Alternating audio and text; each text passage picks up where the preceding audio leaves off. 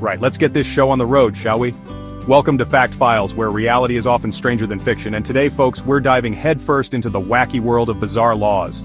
You know, those dusty old rules that somehow survived the journey from probably a good idea at the time to wait, that's still a thing? We're talking about laws so ridiculous, so utterly baffling, that you'll be checking your local ordinances just to be sure you haven't accidentally committed a crime by, say, breathing too loudly on a Tuesday.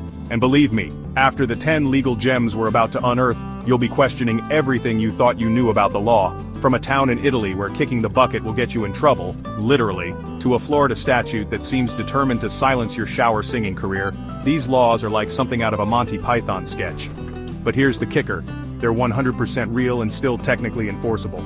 So buckle up, Buttercup, because we're about to embark on a wild ride through the weirdest, most nonsensical laws still on the books today. And who knows? Maybe, just maybe, you'll come out the other side with a newfound appreciation for the sheer absurdity of it all. Don't forget to like, subscribe, and hit that bell because things are about to get strange.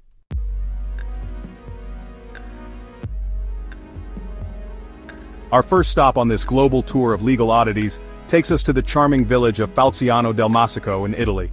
Now, Italy is known for many things: delicious pasta, stunning architecture, and apparently, a law that forbids its citizens from dying. You heard that right, folks. In Falciano del Masico, death isn't just a natural part of life, it's a big no-no. You see, back in the early 2000s, the town's mayor, faced with an aging population and a dwindling cemetery, decided to take a rather unconventional approach to the issue. Instead of, investing in more burial space, he slapped a ban on dying within city limits. Because clearly the most logical solution to a lack of space is to outlaw the one thing guaranteed to fill it up. Now you might be thinking, surely no one takes this law seriously, right? Well, you'd be surprised. While technically unenforceable, because really, how do you punish someone for dying? The law remains on the books as a symbolic gesture, a way to raise awareness about the town's struggles. It's a classic case of you can't make this stuff up except, well, someone clearly did. And while the law itself might be more humorous than harmful, it does make you wonder what other legal oddities are lurking out there in the world. Don't worry, we've got 9 more doozies lined up for you, so stick around.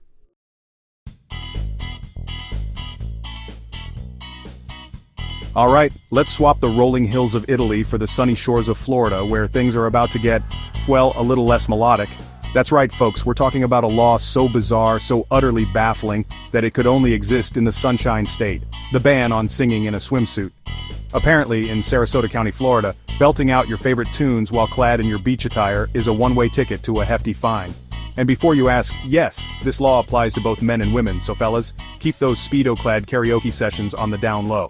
Now, the origins of this law are a bit murky, lost to the annals of time and probably some very embarrassed lawmakers. Some speculate it was enacted to curb public indecency, because nothing says lewd like a rousing rendition of My Heart Will Go On in a one-piece, while others believe it was simply a way to maintain peace and quiet on the beach. Whatever the reason, one thing's for sure, this law is a real buzzkill for anyone hoping to channel their inner Ariel while soaking up some rays. But hey, at least you can still build sandcastles, right? As long as those sandcastles aren't shaped like microphones, that is. You never know with Florida.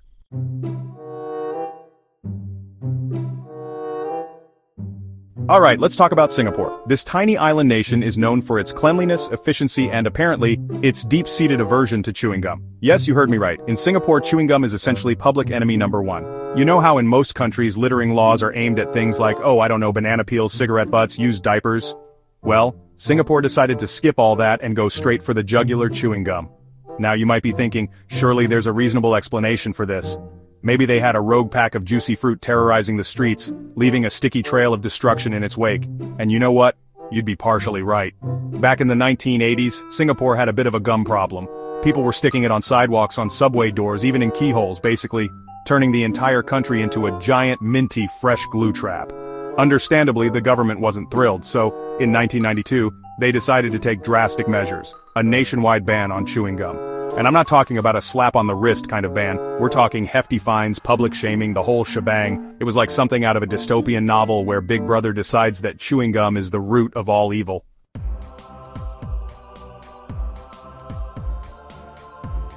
Alright folks, let's hop on over to Greece, the land of ancient ruins, stunning beaches, and apparently, a deep-seated fear of high heels. That's right, if you're planning on channeling your inner goddess and strutting around the Acropolis in your finest stilettos, think again. Greece has banned high heels at many of its ancient sites, and for good reason. Now, I know what you're thinking, this is an outrage. How am I supposed to live out my Mamma Mia fantasies if I can't even wear appropriate footwear? But before you go full-on Zeus and start hurling lightning bolts, let me explain. These ancient sites are fragile.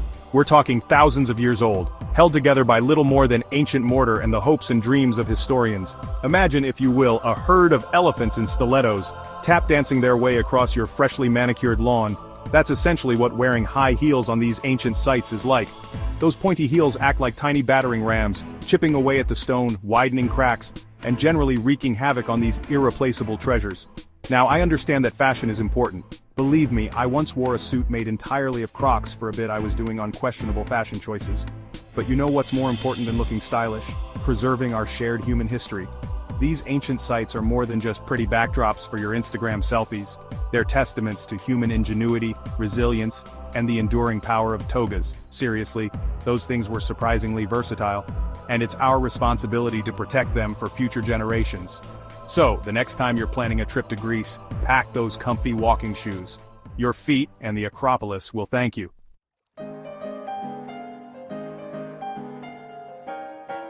Ah, Venice, the floating city, a place of romance, gondolas, and more pigeons than you can shake a breadstick at. Seriously, these feathered fiends are everywhere and they are not shy. They'll perch on your head, steal your gelato, and generally make a nuisance of themselves. For years, tourists have flocked to St. Mark's Square armed with bags of birdseed, eager to recreate that iconic scene from Home Alone 2 where Macaulay Culkin befriends a flock of pigeons. But hold your horses, bird-loving friends, because Venice has had enough. They've implemented a strict no-feeding policy for pigeons and they're not messing around. Now you might be thinking, what's the harm in a little bird feeding? It's not like I'm giving them cigarettes and teaching them to play poker. And you know what? You're right, teaching pigeons to play poker would be impressive. And potentially very lucrative. But here's the thing. Venice has a pigeon problem, like a really big problem. We're talking Hitchcockian levels of bird infestation. These pigeons are multiplying faster than a Kardashian family reunion, and they're covering the city in a thick layer of, shall we say, organic fertilizer. Now, I get it, feeding pigeons can be fun. There's something oddly satisfying about watching a flock of birds descend upon a handful of birdseed like a feathered tornado, but all those pigeons have to poop somewhere, and that somewhere is usually on a priceless Renaissance statue or a gondola gliding down a picturesque canal. And let's be real, pigeon poop isn't exactly known for its pleasant aroma or its ability to enhance the beauty of its surroundings. It's not just about aesthetics though. All that pigeon poop is also incredibly corrosive, damaging the ancient buildings and monuments that make Venice so unique. So the next time you're in Venice and feel the urge to befriend a feathered friend, maybe just give them a friendly nod instead. They might not appreciate it, but your nose and the city of Venice will thank you.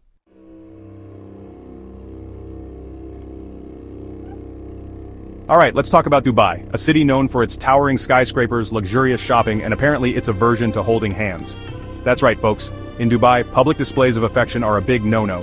And by big no-no, I mean you might as well be smuggling endangered falcons in your carry-on luggage. Now I know what you're thinking, John, surely a quick peck on the cheek wouldn't hurt anyone. And to that, I say, you sweet summer child, you clearly haven't been paying attention to the complex tapestry of cultural norms and legal ramifications we're dealing with here. Dubai, you see, operates under Sharia law, which has a slightly different interpretation of what constitutes appropriate behavior in public. So, while you might be used to seeing couples canoodling in the streets of your hometown, in Dubai, you're more likely to see people awkwardly averting their eyes and pretending they didn't just witness that couple's accidental brush of hands. It's a delicate dance of social etiquette and legal boundaries, and let's just say it's not a dance I'm particularly well suited for. I'm more of a trip and fall into a vat of hummus kind of guy, which, come to think of it, might also be frowned upon in Dubai. Now, before you go canceling your Emirati vacation plans, it's important to note that these rules are generally enforced with a degree of, shall we say, discretion. The Dubai police aren't exactly lurking in the shadows, waiting to pounce on unsuspecting couples who dare to share a fleeting moment of tenderness. However, it's always best to err on the side of caution, especially when you're a visitor in a foreign land. Think of it this way. You wouldn't go to your friend's grandmother's house and start shotgunning beers and belting out show tunes, would you? Unless, of course, that's your usual way of showing respect and admiration. In which case, you do you.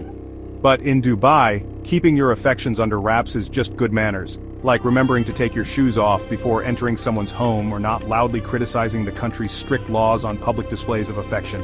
And if you do happen to get caught in a compromising position, well, let's just say the consequences can be a tad more severe than a disapproving glance from your grandma. Fines, deportation, even jail time are all possibilities, so it's really not worth risking it for a smooch. So, next time you're in Dubai and feel the urge to express your love for your significant other, might I suggest a nice, heartfelt handshake? Or perhaps a passionate game of charades?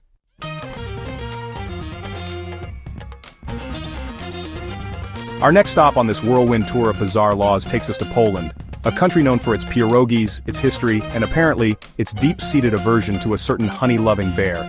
That's right, folks, in the land of Chopin and Copernicus, Winnie the Pooh is persona non grata. At least his image is. You see, in 2014, the town council of Tuzin, Poland, decided that Winnie the Pooh was not the kind of role model they wanted for their children's playground. Why, you ask? Well, according to these guardians of morality, Mr. Pooh is inappropriately dressed and promotes a dubious sexuality. Yes, you heard that right. Winnie the Pooh, the bear who loves nothing more than a good nap and a jar of honey, is apparently a threat to the delicate sensibilities of Polish children.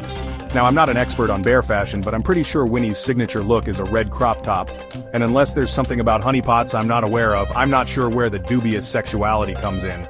But hey, who am I to judge? Maybe the folks in Tuzin know something we don't. Perhaps they've stumbled upon a hidden stash of Winnie the Pooh erotica. Or maybe they're just really concerned about the message that Winnie's lack of pants is sending to the youth of today. Whatever the reason, the fact remains, if you're planning on visiting Tuzin, Poland, you might want to leave your Winnie the Pooh t-shirt at home. Unless, of course, you're looking to make a statement. Because let's be honest, there's nothing quite like a good sartorial protest to really stick it to the man. Imagine the headlines. Tourist sparks international incident with Winnie the Pooh t-shirt. Poland on high alert after bear-themed clothing sparks outrage. Honey sales plummet as Winnie the Pooh controversy deepens. The possibilities are endless. And who knows, maybe your act of defiance will be the catalyst for change. Maybe the people of Tuzin will rise up and demand the return of their beloved bear. Maybe Winnie the Pooh will become a symbol of free speech and expression across Poland. Or maybe you'll just get a funny look and a stern talking to from a park ranger.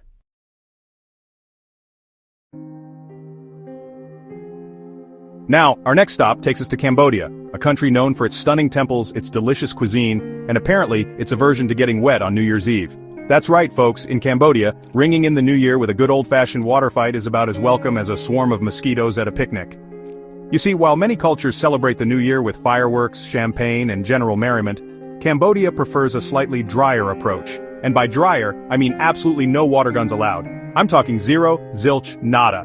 You wouldn't even catch a super soaker within a mile radius of a Cambodian New Year's celebration. Now, you might be thinking, John, what's wrong with a little bit of water-based fun? It's refreshing. And to that I say, my friend, you clearly haven't experienced the sheer chaos that can ensue when you arm a crowd of revelers with high-powered water weaponry.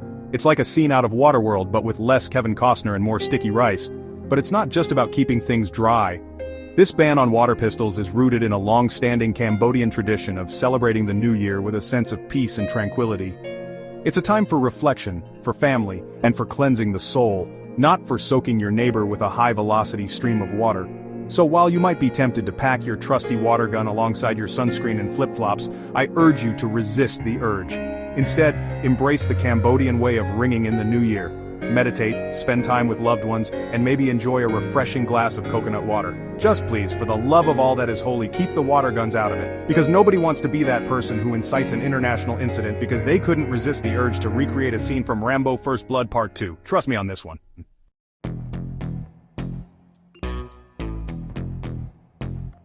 And at number 9, we have a law so utterly baffling, so profoundly strange that it almost feels like we've stumbled into a Monty Python sketch. Friends, in China, you need government permission to reincarnate. You heard me right. Apparently the Chinese government decided death and taxes weren't enough to contend with. Now, you might be thinking, John, how in the blue blazes do you even enforce that? Well, buckle up, because it gets weirder. This law specifically targets Tibetan Buddhist monks and their centuries-old tradition of recognizing reincarnated lamas. The Chinese government claims it's about maintaining social stability, which is a bit like saying you need a permit to cry at a funeral. It's technically about order, but it just feels insensitive. So imagine this. You're a Tibetan monk, you've dedicated your life to meditation and spiritual enlightenment, and then bam, you die.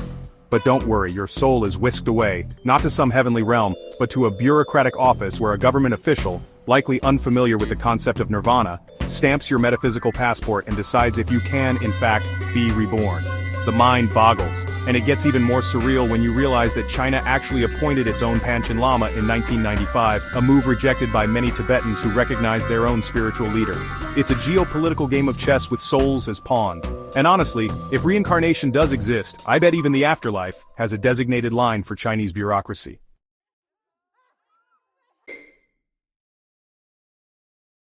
Rounding out our list at number 10 is a law that on the surface seems somewhat sensible but upon closer inspection reveals a certain je ne sais quoi.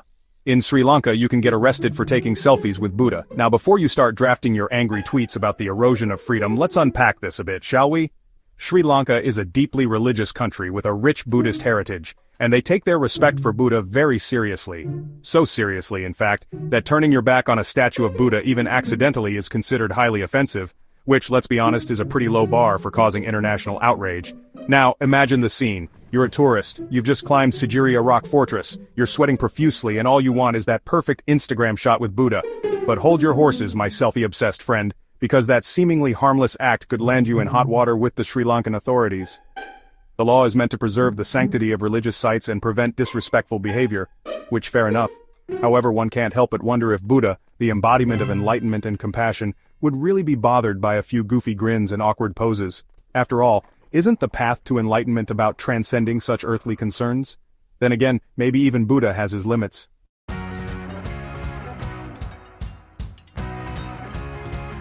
And there you have it. 10 bizarre laws from around the world that prove truth really is stranger than fiction. Thanks for watching. We hope you enjoyed this dive into the world's strangest laws. Which one surprised you the most? Let us know in the comments below. Was it the reincarnation regulations in China, the selfie restrictions in Sri Lanka, or maybe the prospect of a swimsuit-clad opera in Florida? Remember to like, subscribe, and hit that bell for more fascinating facts every week. See you next time.